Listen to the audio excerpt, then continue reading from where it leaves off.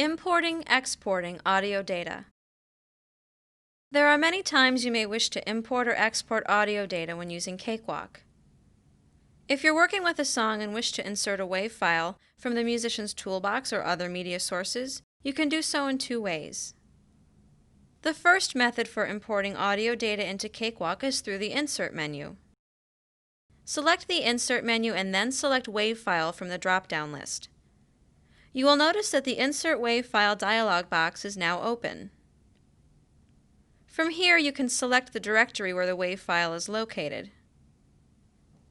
The bottom left-hand corner of this dialog displays the selected file's properties.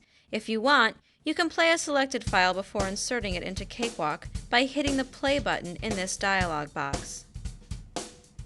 Once you have the file selected, press Open, and the file will be inserted into Cakewalk at the current track and now time you have selected.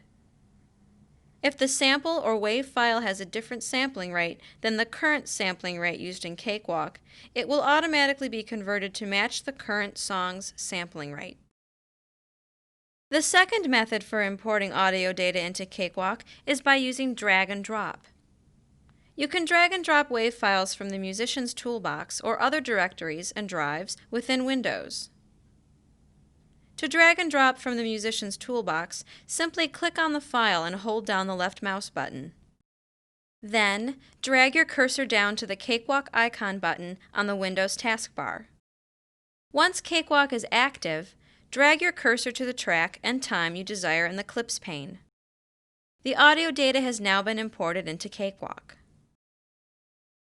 To export audio data from Cakewalk, simply select the audio track or tracks you wish to export. Then, go to the Tools menu and choose Export Audio. This will open the Export Audio dialog box. You can save as either a WAV file or as a real audio file format, which can be used for Internet authoring.